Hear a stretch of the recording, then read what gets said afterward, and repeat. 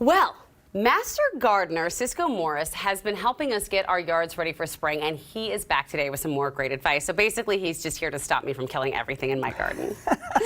Ciscoe, thank you so much. I know. It's a big responsibility. That's all I can say. All these plants depend on you. So how did we get started? I mean, I see so many beautiful plants. I actually have these in my house right now. I bought them from somewhere, but I don't even know what this is. But watch out for that. That's Forsythia.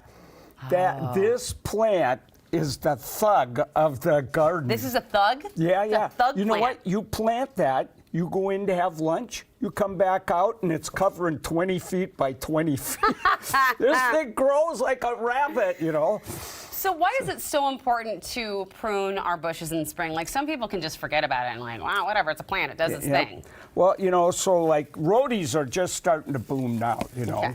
But the thing is, after they form these flowers, then what happens is they put out new growth. Okay. That new growth will set a bud on it, and so that's going to be your flower for next spring. Oh, and so this down here, this nastiness? That's last year's flower that nobody ever pulled off, and it looks horrible. Who did that? Where did you get these? These are not your plants. I swiped this from a neighbor's house. I knew it. I knew it. Don't tell, whatever you do.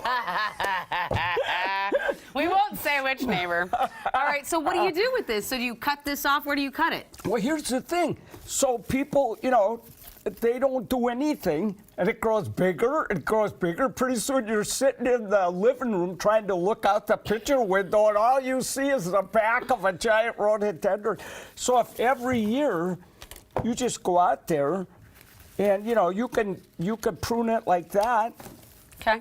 And, Whoa, you know, you just cut it right off. These flowers will all be dead now. As soon as they fade, that's when you do the pruning. All right, I'm ready for pruning. And I usually, you know, cut so it looks good to do that. Okay, wow. So it just cuts it off right below the bloom. Okay. You know what? Yeah. Wherever there's ever been a leaf on a rhododendron, you can cut. So if this were 20 feet tall and you were tired of it, you could cut it right where there was a leaf. You could cut it down to 1 inch from the ground, and it would grow back. I like it. And you wouldn't see flowers for 20 years, or 5 years, just 5. Poor neighbors are not going to see flowers. All right. So what about the thug of the bush? The thug. I mean, I wouldn't even know where to cut this, but I actually might take this home and put it in a vase. You know what most people do? They cut it up here. Oh. That's the worst thing you could do, because it looks ugly. You get 2 for the price of 1. You're going to get these things. They look like Martian antennas sticking out, and the whole thing gets like that. It's horrible. So what you should do is you should go out and cut 1/3 of the oldest branches right to the ground. Right on the ground? Yeah, as symmetrically as you can. Okay. And if you do that now, then new ones will grow up to take their place, maybe too many, so you'll thin those out a little. Okay. Never cut the top. It'll get this wonderful fountain shape. Oh, la, la. It's so beautiful. I have to put a box of tissues where mine is growing, because grown men burst into tears when they walk by. It's just like, see that. Yeah. But if this thug gets to be out of control, you could cut the whole shebang to 1 inch tall. All right, thug. But boy, you're in for work. By the way, what you should do to these camellias that are These camellias are beautiful. These are your camellias, I can tell. Yep.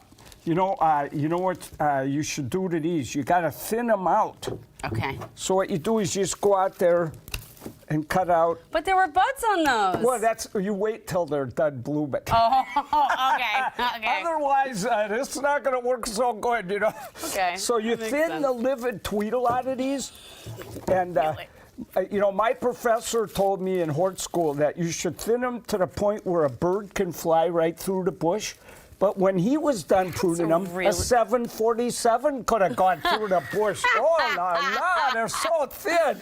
I love that. Thank you for sharing that little bit of horticulture knowledge with us. Oh, la, la, that looks nice. You know, when you're pruning, you should also try to look good. Oh, look at you. You need one in. I know. All right. I'm gonna find one before I here. let you go, I have to just ask, you know, for a friend, if you cut back too much, did you kill your plant? Well, on all these that I showed right here, no. But there's other ones, you know, if you've got something like Daphne odora and you cut it down to the ground, well, you'll be shopping for a new Daphne odora really soon. So the best thing you could do is just, maybe go on the web and go, how can I prune this doggone Daphne odora? Most plants, you don't want to whack them to the ground unless you really have to. Unless you got a thug. All right. Yep. Ciscoe, thank you so much for always sharing your expertise and your knowledge and your humor. We love you to pieces. And thank you for spending time with us on New Day. You can check our website for more content or send us an email. Go out and enjoy your new day. We'll see you next time.